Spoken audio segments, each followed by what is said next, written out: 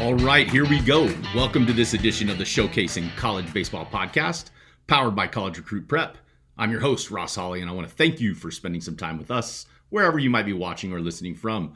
If this is your first time with us, welcome. Go give us a follow on our Facebook group page at Showcasing College Baseball, or visit us on the World Wide Web at collegerecruitprep.com. Today's episode is brought to you by our Militech, pioneers in sports communication technology. Imagine a world where every play call is crystal clear, secure, and executed with precision. That's the world our Militech has created. Trusted by top coaches across North America, our Militech's innovative electronic play calling system is transforming how football, baseball, and softball games are being played, one play at a time. Visit ourmilitech.com for more information. Now, on to today's episode and guest. I'd like to formally introduce you to Jensen Elliott. Jensen played his college ball at Oklahoma State and was drafted by the Baltimore Orioles in 2019. He's 6'6", 230 pounds. He's 92 to 95 from the right side with power sink. For those of you that have no idea what the heck that is, imagine trying to hit a bowling ball with a toothpick. That's what it's like trying to hit this dude.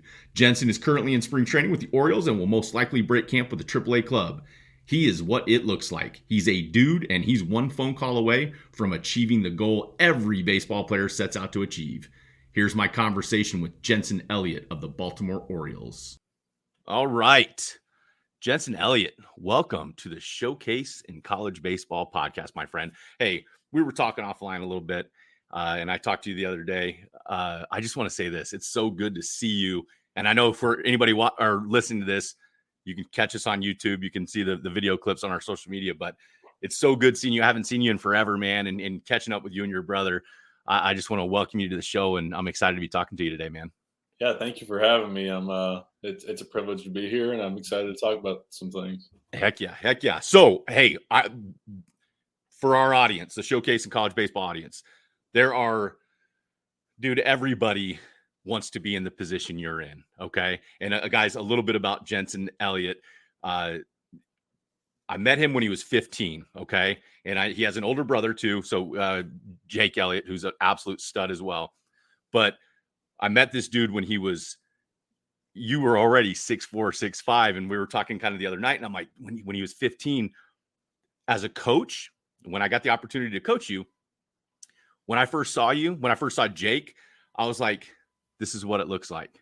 This is what the next level looks like. And then I saw this stuff and I'm like, oh, I was so excited to watch you just grow and grow and grow. So for those listening, this is the Jensen, you're living what every kid wants to do. So I want to lead with this question. What's it like getting drafted by the Orioles, and what's it like playing professional baseball? You know, it is truly an honor because, I mean, over the years, you start to see how many people truly get this opportunity. And obviously, it's a blessing. Me and my family are big in faith. So, I mean, just thankful for God that he enabled us to be healthy enough to play. But yeah, so basically going back 2019, I got drafted by the Orioles out of college. I went to Oklahoma State. And that day was just kind of surreal because we were actually getting ready for a super regional. And our head coach was like, hey, we know it's like the draft's going on. So like, we're going to allow you guys to have your phones in the outfield for BP. Wow. And so I actually got a call from my agent in the outfield, and he was like, hey, the Orioles are about to take you in the 19th round. Ended up happening. And just that moment, my heart like skipped a beat for a second because It's something I've always dreamed of, is playing professional baseball. Obviously, like you mentioned, my brother, I kind of got the privilege to follow in his footsteps because he actually was drafted in 2016 by the Chicago White Sox. So I kind of knew what it was like, but just being able to experience myself, like I always wanted to be a professional baseball player, and I'm still going strong now. Hopefully the ultimate, goal is to make it to the major leagues, and hopefully that's something that happens in the future. Yeah, man. For reference, guys, to the audience, again, talking with Jensen Elliott of the Baltimore Orioles here today. Jensen finished last year in Double-A. He's down in Sarasota for spring training right now. Most likely probably going to be break camp as a Triple-A guy. But I want Jensen, I don't want you to undersell yourself, because I want to say this. I know this. Like, I'm confident in this. You're going to be in the big leagues, and I think it's probably going to happen this year. So, and I know you're not going to get ahead of yourself, but what is it that you possess? 92 to 95 with some sink. Guys, he's 6'6", big dude, sink, not a comfortable at bat. What are your prospects looking like for the year? What do you think, and what are they telling you? Where do you think you're going to break camp this year? The ultimate goal. So I actually ended last year on the IL for a little bit. So I mean, that was a tough ending to the season, but I'm back to health now. I've been throwing some lives down here. I've been 92, 95. Yeah, obviously my sinker is my bread and butter. I've thrown that. I guess I've always naturally had like movement, like sinker movement, but I didn't truly get a sinker until I guess my freshman year of college when I worked at the Rob Walton. Yes. And that's definitely my best pitch. And then I have a changeup to go on top of that because everything I throw kind of runs. Yeah. I have a cutter, a slider, and a changeup. I have a cutter and a slider, and I also throw a four-seam fastball. But so hopefully break with AAA. They enjoy my sinker in this organization, so I just got to keep throwing that and hopefully just keep having success. Curious to know, just because I'm visualizing it as you say sinker, how do you grip that? Is that on top of the seams? Is it cross seams? How are you gripping that? So I actually throw I guess my hand naturally is like sideways like this. Okay. And I just surround the seam with this. So I actually throw a one-seamer. Oh my goodness. And then the seam shift and all that stuff moves my ball. So I love it. I love it. Hey, you touched on it, and I know this because Rob Walton is one of the best coaches in all of baseball, and there's no question about that. One of the best pitching coaches in all of baseball. Talk to me about Oklahoma State. To me, if I'm a young guy and I'm coming up right now, and I look at that stadium and I look at the coaching staff and I just look at, I love the uniforms, all orange uniforms. But talk to me what it meant to you and to your career to play at Oklahoma State and play for Holiday and Rob Walton. I think it's fair going back. I truly didn't know about anything about the history of Oklahoma State, or I didn't know much about the coaches. But right before I went on a recruiting trip with them, my mom actually had done some research on them and was explaining to me how good this pitching coach Rob Walton was supposed to be. And obviously, I mean, we always saw the top 25 rankings, and we always saw that Oklahoma State would always flirt around the 20 25 spot before I ever got there. But yeah, then once I got to school there, I mean, I couldn't have had a better 4 years. I mean, between Josh and Rob, it's just you gain so much knowledge. I went in as just a very 6'6" skinny. I mean, I was athletic, but I didn't really know much, obviously. But they, not only on the field, they matured me off the field. I found some of my best friends there.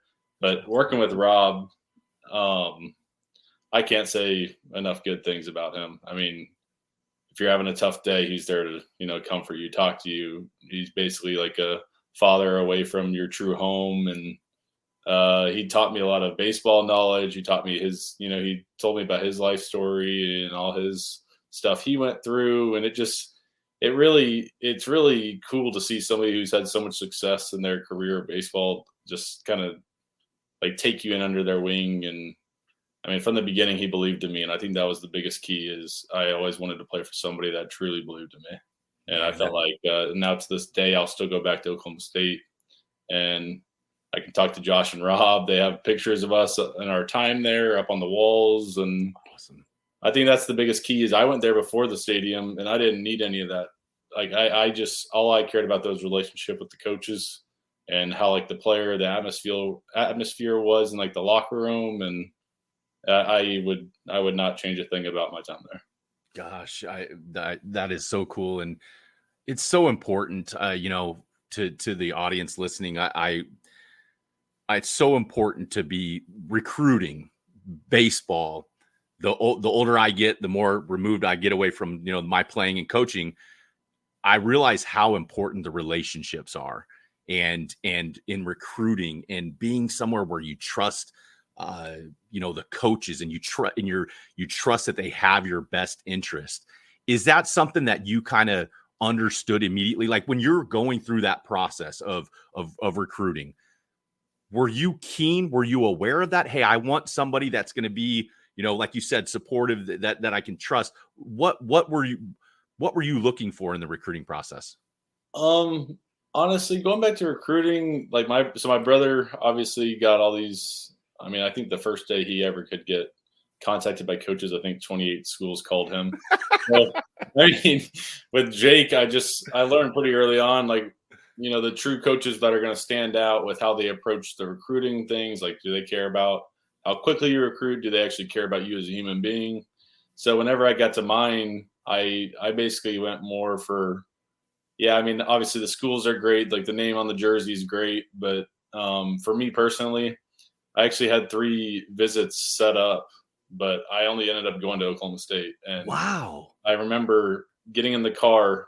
Actually, that first night, I talked to my mom and my dad that were there with me, and I said, "I want to commit." And they're like, "No, no, no, slow down, slow down." And then they're like, "Sleep on it. Let's see what happens." And then the next morning, we woke up, had another great day, and I remember we were on our way back from Stillwater down to Dallas, and I remember my mom goes, "All right, so let's name the positives. Let's name the negatives." We went through this whole list of positives. It was anything from how great the coaches were, how great the players were with me over the weekend, how, the academics were important. They had a nice academic center there, and the academic advisor that worked with the baseball team was awesome. And she seemed interested and actually wanted us to graduate on time and all that stuff. And then I just remember we were like, okay, the negatives. And my mom, dad, and I just stared at each other. We were like, we literally couldn't come up with anything else. That's awesome. I ended up committing. I think it was either that day or the day after I committed to Oklahoma State, and I had to call the other schools to tell them I had committed. So I got to know, because that's heartbreaking. I'm thinking as a college coach, I'm like, this is a guy we need to get into our program. Who were the other schools whose hearts you had to break? It was TCU in Arkansas. So it was Kirk Sarloos was the one I was talking to at TCU at the time, and now he's their head coach. He was the pitching coach at the time. And then I had not Slot Snake. It was Tony Vitello was the Arkansas at Arkansas. And I remember I was so scared to have to call them and tell them I'd committed. My mom's like, you know what, you're going to do this process right. And I mean, they understood. So, but yeah, the whole recruiting process was interesting. Yeah, man, that's so cool. Talking with Jensen, Elliott of the Baltimore Orioles guys today. I'm curious. I want to get back to pro ball a little bit, and we're bouncing around here, but I want to get back to pro ball because the folks listening to this, I want you to give some insight into what this life is all about, man. So I'm curious, what's a day in the life of a minor leaguer, of a professional baseball player? What is that in season? What does that look like for you? It's definitely, I guess, some might consider a grind. I think we have every Monday off. So it's Tuesday to Sunday games. But it's Tuesday to Saturday are usually night games. But what we do is we'll travel either Sunday or Monday, depending on how far away the road trip is. It's lots of bus drives, but we'll get to a place. Let's just say we get there on a Monday. We'll just have like that evening to go grab dinner or something. And then we'll wake up Tuesday. Sometimes there's a gym bus early in the morning if you want to go to that. Obviously, as a relief pitcher, you kind of try to choose your days you can lift because you obviously want to stay strong during the whole season, maintain what you've done, all the work you've put in the off season. But then you'll basically go to breakfast, somewhere around the hotel, and then you'll get to the field. I usually like to get to the field around 12:30, 1-ish for like a 6 o'clock game. Just because I feel like whenever I'm at the field, I'm locked in, I'm around my teammates. I'm enjoying our time together, the relationships, and then we'll just kind of go do the whole BP, shagging, throwing, all that stuff. And then the games is usually at 6:30, 7, and we'll have a game, try to have a post-game meal, try to calm down from the day and do it all over again the next day. Yep. But every now and then we'll have like a day game, and those you just kind of have to trick your body to go to bed a little bit earlier than normal because you might have 11 o'clock kids day. Ooh. But I think the key is you really got to get into a rhythm. You have to devote, I guess, the time out of your day to like you have your whole body and mind ready for games, and that's just what I do, at least. Because I mean, man, you've had such amazing baseball experiences so far. So I'm curious to know, like, the adjustment from high school to Oklahoma State to the Orioles organization.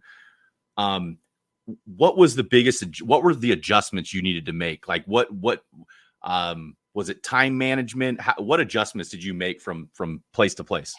I guess high school, like looking back on it, I feel like I was just having fun playing baseball and kind of going to school on the side. And I mean, it wasn't like school wasn't difficult in high school by any means. You know, I'd go to class every day and get my stuff done. But then all you're looking forward to in, high school is, oh, seventh period, I got to go play baseball. I got to go train, get ready for those Tuesday, Friday games. And then I guess you get to college, there's so many distractions around you. I mean, it's there. I mean, there's stuff going on at your dorms every night. There's, I think the biggest jump from high school to college is you basically have to, like, I guess the best way to put it is since there are so many distractions, you have to, be able to say no. And I think that's what I learned pretty early on. Wow. Is like, you know what, if your friends want to,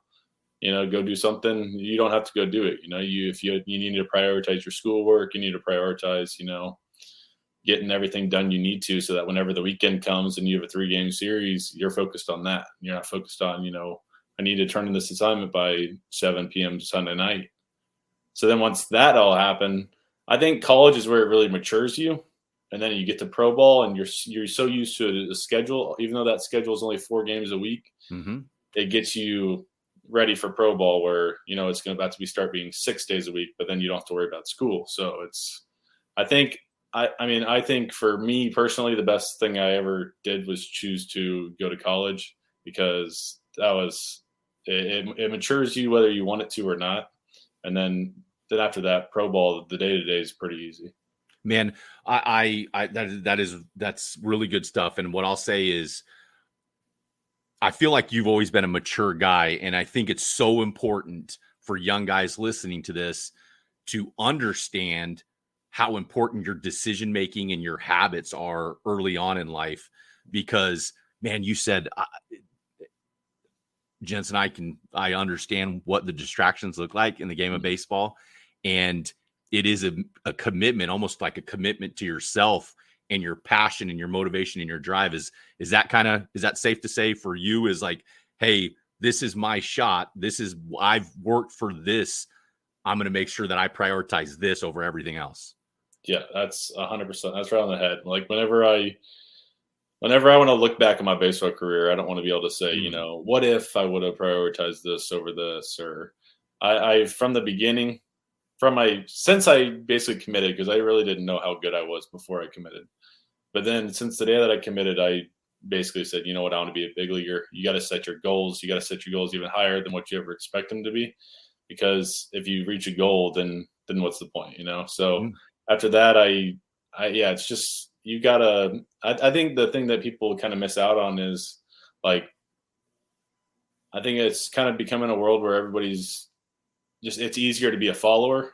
Yes. And I think that the key that I've learned over the years is, some parts of your life, you got to be a leader, and you got to be able to look somebody in the face and say, you know what, I'm not going to do that tonight. I'm going to go to bed early so I can wake up tomorrow and get after it, in the weight room, or something little like that, might have not at the time, show up like, oh, I got that much better. But on the long train, it's going to be like, oh, wow. Like if you do all the right things at the right time, I feel like just the game and your life will reward you.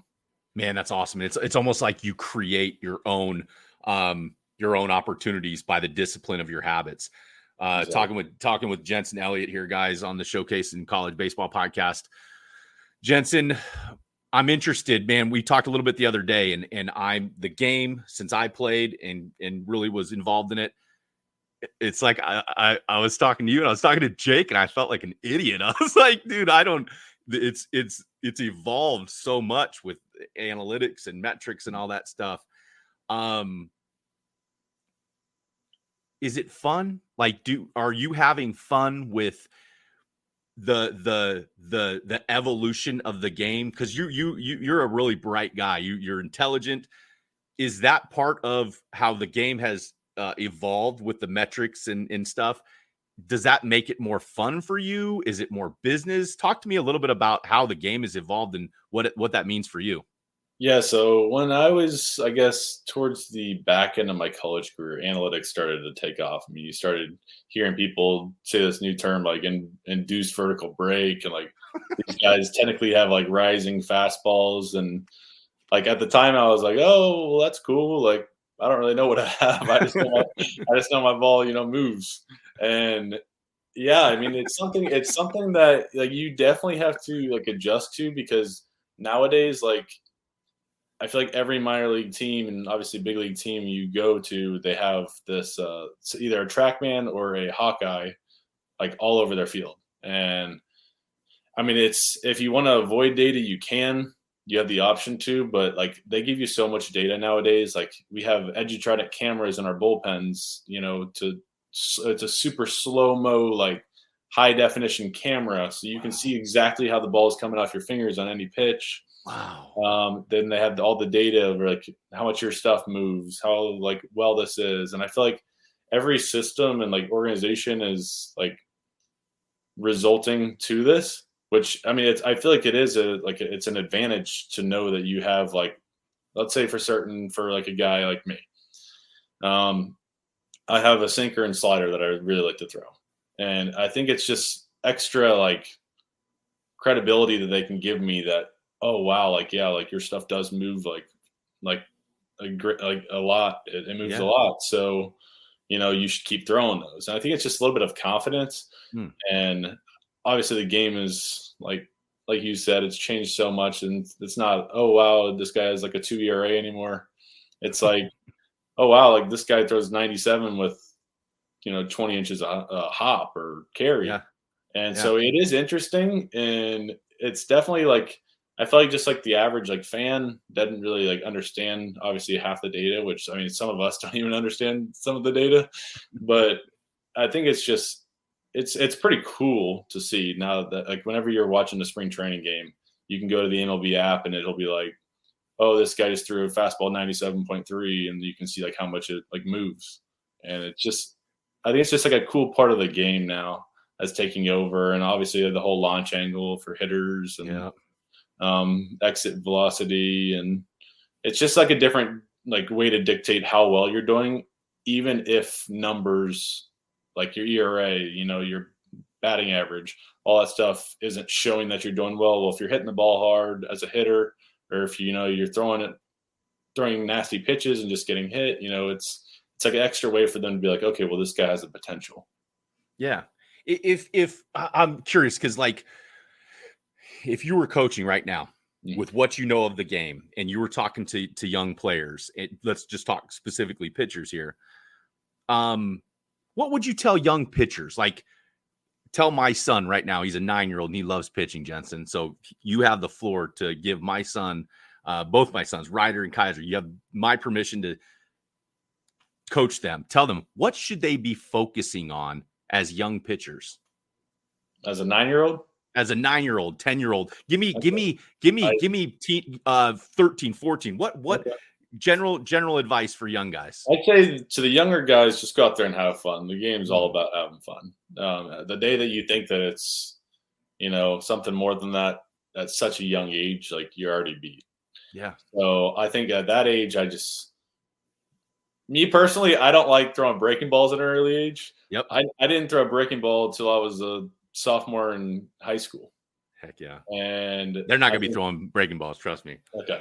Well, so that's my advice is, I mean, I see a lot of videos of young kids like now on like Twitter, like, oh, this guy's throwing 80 miles an hour and he's 14 years old or 13 years old. I'm like, oh, well, I mean, is that really like what people are looking at now? Because I mean, the world has gone to all velocity based, but at that age, it's all about having fun, go out there, throw some strikes, and eventually you're going to get to the age where you got to start worrying about, how hard you're throwing and all that stuff. But even for me personally, I got recruited whenever I I think my hardest fastball I threw that year was 86 miles an hour. Wow. And that's when I committed. And so Wow. I didn't have the, the story of throwing 92 at the age of 16. I didn't do any of that. I could pitch. And I think that's the key that Rob Walton even tells me to this day is the reason he likes me so much and liked me out of high school was because I could pitch with 3 different pitches. And then he's like, you know what, we're going to get velocity from you with time. Yeah. Yeah. So summarizing, I mean, having fun and throwing stinking strikes, right? Isn't that kind of the end result? Because I feel like you can get so clouded about what you're really trying to do with all the metrics and everything. But for the young guys, it's like, man, go attack, make them hit the ball, put it in play, right? Exactly. Yeah. Especially at a young age, just go throw strikes. You know what? Go hit as well. Just do everything. Yeah. Yeah. At that age, you just got to do everything. Have fun with the game. It's supposed to be something fun. Even just something as little as smiling out on the field. Yeah. It's not supposed to be taken so seriously. If you have an 0 for 3 day, or you give up 5 runs, and what it happens, it's a game of failure. So yeah, man, it really is. It's something that you've got to embrace. Okay, so that said, that's a good transition.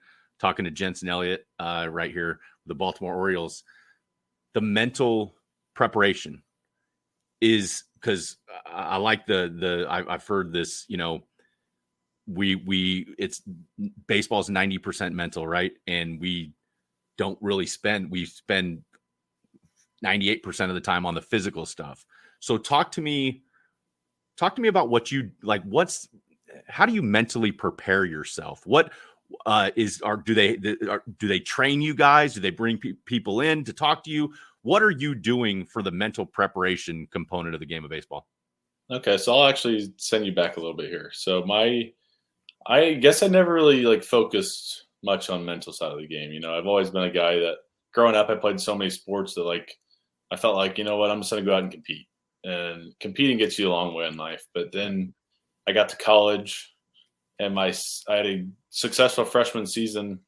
And I think the 4th weekend of my sophomore season, I blew out my arm. So I got Tommy John. And I ended up missing the rest of that whole season and the next season. And that's when I started to devote myself to the mental side of the game. Because when you're not playing baseball for 13 months, it doesn't matter, how good you are on the field because you're not on the field. Wow. So at that point, I started to, I think it was more of a mental challenge of just understanding, it's an injury, it's going to happen, or it did happen to me. I just got to be able to get the barrier to get over it, and know that one day I'm going to be better from it. And so that's when I first started devoting myself to the mental game is, you don't really have another option. So you got to basically I had to trick my mind into knowing that I was going to be okay through the whole Tommy John process. Some days are harder than others. But yeah, now since I got to pro ball, we have mental skills coaches. They're obviously optional. If you want to use them, you can, which I have actually, I use them. And, it's funny because everybody thinks of mental skills and it's like, oh, well, that's kind of a negative thing. If you're showing you're mentally weak, but It's not about that. Cause I've always been a mentally strong guy, I'd say. It's just, how can you even better your mind and better, your position that you're in life to get better at mental skills? And I mean, that might be something as little as breathing the right way. You might get into a stressful situation, which I mean, obviously, I played in the Connie Mack World Series where that was the first time in my life I've ever pitched in front of, I think 7,000 people. Yep. And then I went to college, pitched in the College World Series. Whew. So that was 20,000 people. And you get in situations there, you start giving up a couple of hits. You're like, okay, well, am I going to let it tear me down, or am I going to, get my mind right and get out of this? Yeah. And so I think that the biggest mental skill I can advice to any kids who hope to one day play professionally or college or whatever they want to do in their life is you got to be able to get to the next pitch, for baseball terms. I know every coach says it, 0-1, a guy calls a strike on you that you don't like, or umpire calls a ball on a pitch that is a strike. Are you gonna let that dictate the whole at bat, or are you gonna okay, well, that's fine, I'm gonna throw there again and see what happens? Yep. And so I think the pitch to pitch is way more important than, the results of the game or the results of, where your team like success. If everybody just focuses on one pitch at a time, the team's going to have a lot more success, and ultimately your career is going to be better. Man, that's good stuff. I really like that because it's really the only thing you control is this pitch, this moment right now, right? It's being present. That's really good. And I just for everybody listening, I would encourage, be in the position that I'm in now, looking back, mental training should not be looked at with any sort of negative connotation. I think it personally takes someone very confident and strong to realize maybe, hey, they don't have it all figured out and they need to work on some things, mentally, because the mental piece of it is, I mean, you can have the physical piece, what the $1 million arm, 5-cent head, idea from Bull Durham. It's real, man. Talking with Jen, I can actually add one more thing to this. Yeah, add away. So, Rob Walton, when I got to college, talked to him, he still says to this day, one of the main reasons he loved me out of high school was because he came and watched one of my games, and the umpire absolutely screwed me over a call. And I remember it because he always brought it up. He said that I struck out this guy 3 times and he didn't call any of the pitches for strikes. And he said that you could have just been walking up to the stadium and looked at me and you would have had no idea what happened. But he said he's seen it in his past where, a player doesn't get the call he wants and then his body language goes really bad. And he's like, that's not the kind of player I want. I want the competitor who's going to say, you know what? Call it a ball again. I'm going to throw it there. So I thought that was cool from him. And it's body language, man. You just said it. And I hope that everybody listening to this understands. I remember this, Jensen. My dad used to always tell me growing up, and I was like, sorry, Dad, I love you. But he would say, control your emotions. And I was always like, well, what does that mean? What does that really truly mean? As I sit here now, understanding the importance of body language in all moments, in all areas of life. It's almost like if something bad happens to you, practice at being better, practice at not losing it. Talk to me a little bit about what body language at your level means. I mean, it's you got to be a pro. Yeah, I mean, absolutely. And I've seen guys who walk in the clubhouse and you can just, see that they're down. And then next thing you know, that night they have a bad game. And you can just tell that they come to the field. I've seen some hitters that have gone like 0 for 4 or 4Ks. And I've seen them show up to the next day and they're still down. And then, it just results in a whole week of bad baseball. Wow. But I've also seen guys, I'll shout out one of my teammates. His name's Connor Norby. He's one of our top 30 prospects. He's the second baseman. He's a but he is a guy that he'll be 0 for 3 with 3 Ks. Every time he walks to the plate, you look at him, you're like, dude, this guy's about to hit a home run to win the game for us. Wow. And he usually does. Like he comes up clutch all the time. But that's like, I give respect to people like that because, like if you watch obviously MLB baseball, a guy like Clayton Kershaw is getting rocked. He's not on the mound pouting. He's out there ready to throw the next pitch. But yeah, it's interesting because it's funny you can just stand on the field and know that the other team's walking up with their chest held high, and you're like, okay, well that's a bunch of confident men there. Yep. And they're coming to beat up on us. Yep. Or you see guys that are just down, like maybe they lost 3 games to start the series, and they're just down, and you're like, okay, well we already beat them. Yeah. Wow. So, wow. I mean, yeah, like you said, body language is honestly everything. You got to be confident. You got to, if you're 5'10", you got to walk around that clubhouse like you're 6'2".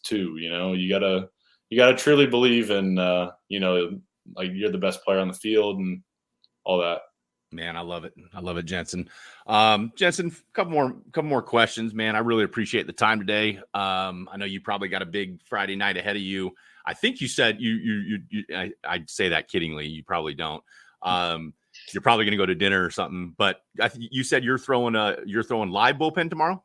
Yeah. Live batting practice tomorrow. So obviously talk to me. Tell us what that means. So tomorrow you're going to bed tonight, knowing that you're throwing a live bullpen tomorrow against hitters. What's going through your mind? What will you do tomorrow? How does that work?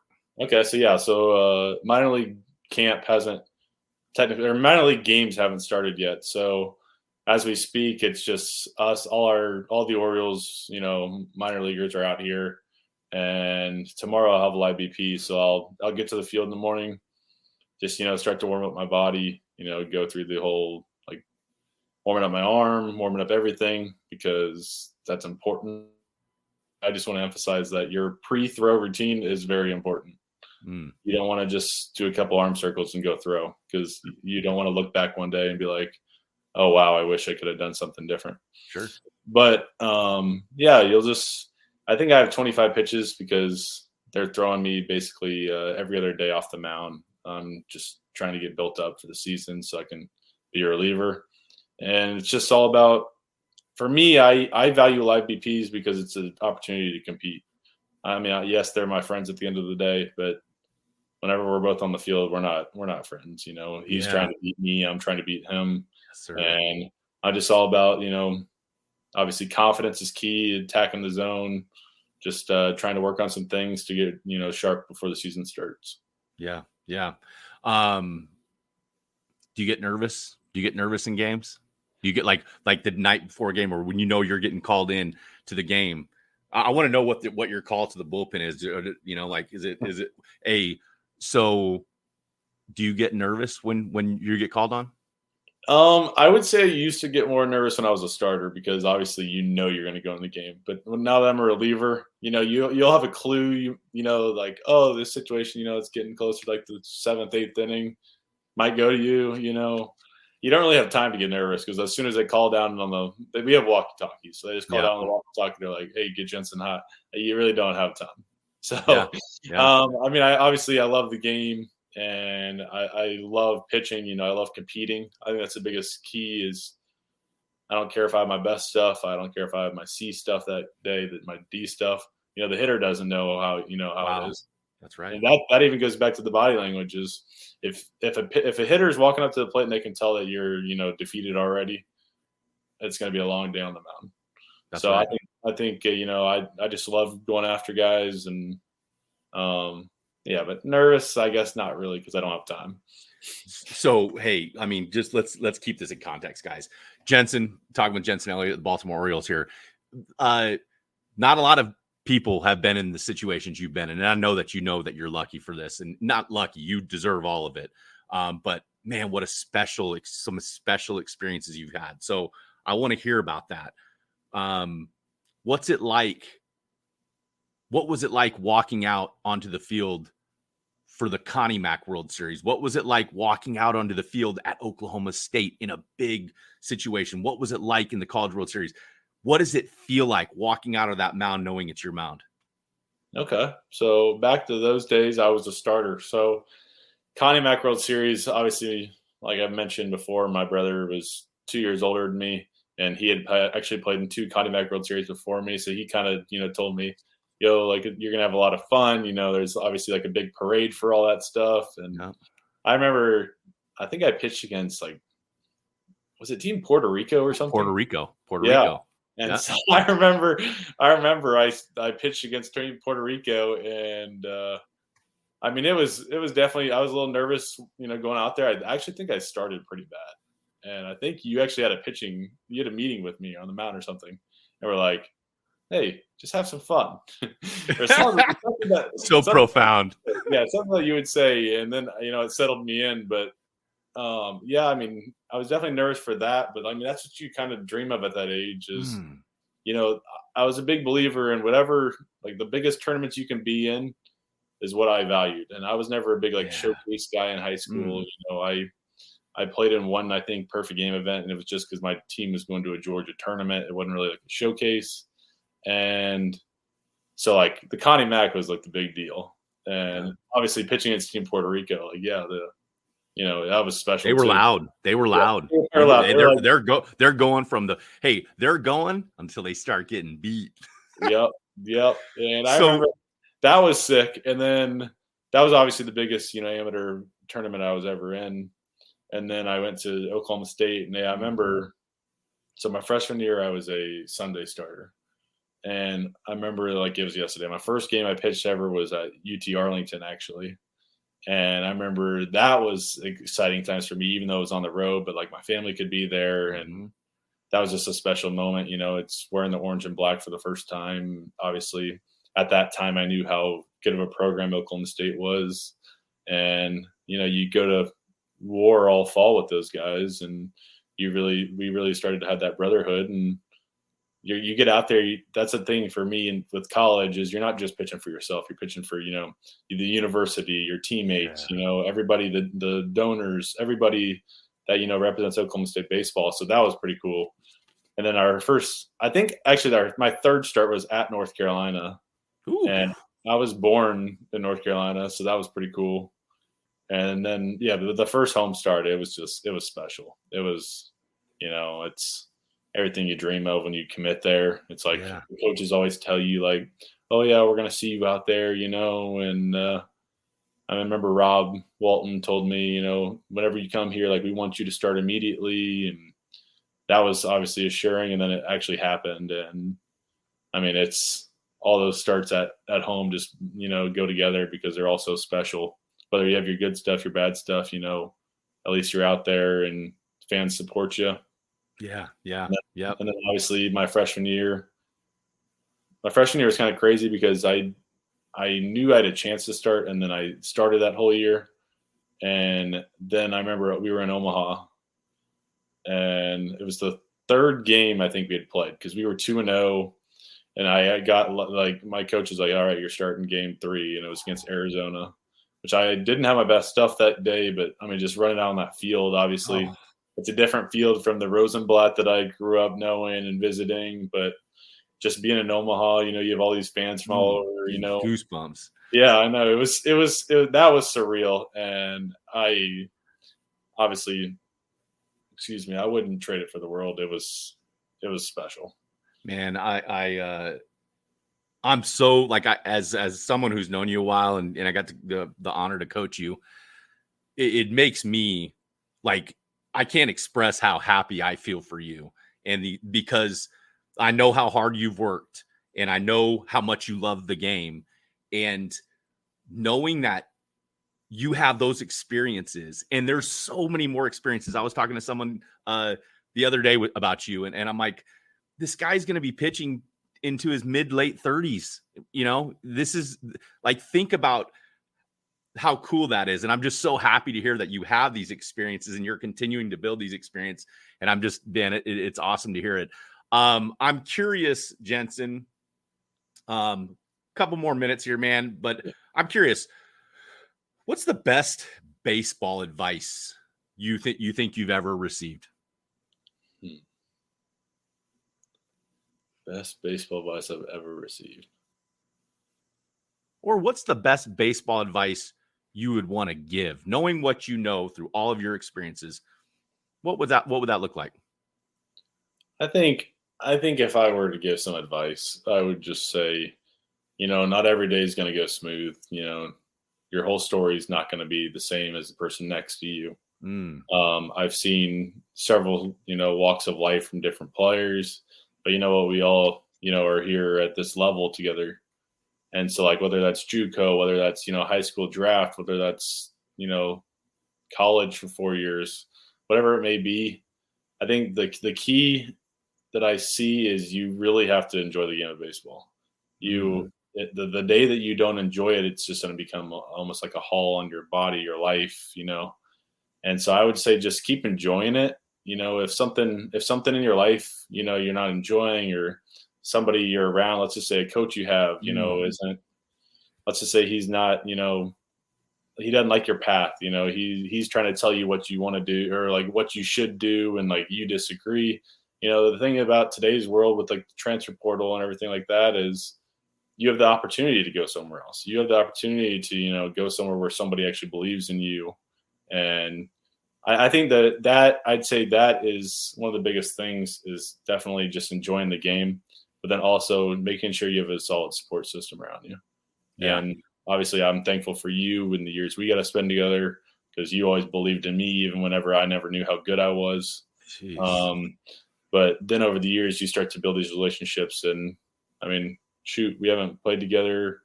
How long ago did I play for you? holy cow, dude, you're 26. 8 years ago, 9 years ago. And now it's like we didn't miss any time. I know you're always in my corner, and obviously I really appreciate that. Yeah, man. Oh, I love it. It's all about relationships, and you'll be doing it for guys the rest of your life too. Well, I do want to say this. I want to say hi to your mom and your dad while they're listening. Mama and Dada Elliott and Jake Elliott, your older brother, man. I'll say this. Take a minute and tell me what that's meant, because I know this. Your family, you talk about the support. Holy cow, I don't want to like choke you up or anything, but I think about what support looks like, and it comes in all forms and fashions. But man, the support that you had and the love that you can tell that you're surrounded with. Talk to me about your family and what they've meant to you in your career. Yeah, I mean, I don't even know where to begin, but I mean, I guess I'd start with my mom. She's always just kind of been, the rock there. It's funny because she's, the first one to say, oh, well, you didn't have your stuff today. And you're like, okay, well, thanks, Mom. But she's also the first one to congratulate you when you do well. So just having her there, on the field, off the field, she's always, held a positive outlook, even for days that I didn't, necessarily see the light at the end of the tunnel. She's always there to talk. I could call her any hour of the day.